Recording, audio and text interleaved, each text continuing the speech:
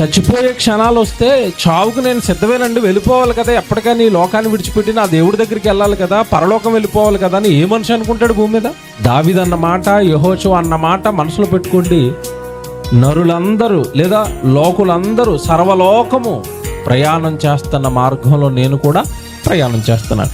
ఇంతకీ సొలొమోనుకి ఏం చెప్పడానికి ఆ ప్రస్తావన ఎత్తాడంటే, మరణకాలం సమీపించింది, నేను చచ్చిపోతాను అన్నప్పుడు కొడుకుతో సొలొమోనుతో ఏం చెప్తున్నాడు అంటే, నువ్వు దేవుడి వాక్యానుసారం జీవించాలి నాన్న, నువ్వు దేవుడి వాక్యాన్ని అనుసరించి బ్రతకాలి, అప్పుడు నీకు భూమి మీద క్షేమం, నువ్వేం చేయాలనుకున్నా ఆ పని సఫలమవుతుంది, నువ్వు దేవుడిలో ఉండి చేస్తే, దేవుడి వాక్యాన్ని అనుసరిస్తూ బ్రతుకుతూ చేస్తే అన్నాడు. అంటే మరణానికి ముందు కొడుకుని దేవుడిలో ఉండమని చెప్తున్నాడు, మరణానికి ముందు కొడుకుని దేవుడిలో భక్తిలో స్థిరపరుస్తున్నాడు.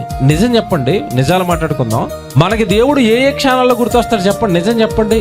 ఆదివారం గుళ్ళో ఉన్నప్పుడు పాస్టర్ గారు వాక్యం చెప్తున్నప్పుడు ప్రార్థన చేయమంటున్నప్పుడు మనకి ఎవరు గుర్తొస్తారు? దేవుడు గుర్తొస్తాడు. లేదా మనకి ఏదైనా తీరని కష్టం వచ్చినప్పుడు ఎవరు గుర్తొస్తారు?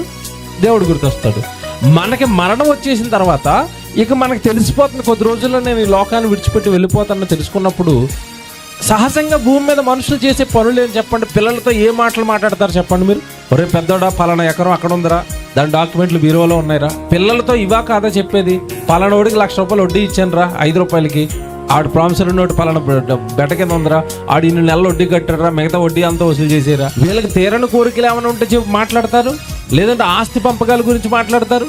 కానీ మరణకాలం వచ్చింది, నేను వెళ్ళిపోతాను అని తెలిసిన దావీదు కొడుకుతో ఏం మాట్లాడుతున్నాడు అక్కడ? నాలా యథార్థంగా నువ్వు దేవుడిలో ఉండాలి, దేవుడి వాక్యానుసారంగా జీవించాలి, దేవుడు ఆజ్ఞలు పట్టుకుని బ్రతుకునన్నా భూమి మీద నువ్వు క్షేమంగా ఉంటావు అన్నాడు. అంటే మరణానికి ముందు దావీదు గారిని బట్టి మనం నేర్చుకోవాల్సింది ఏం చెప్పండి? మనం భక్తిలో ఉండాలి, మనం మరణాన్ని ఎదుర్కోవడానికి సిద్ధపడాలి, నెక్స్ట్ మన పిల్లల్ని దేవుడిలో నిలబెట్టాలి. అది మరణానికి ముందు సిద్ధపడంటే.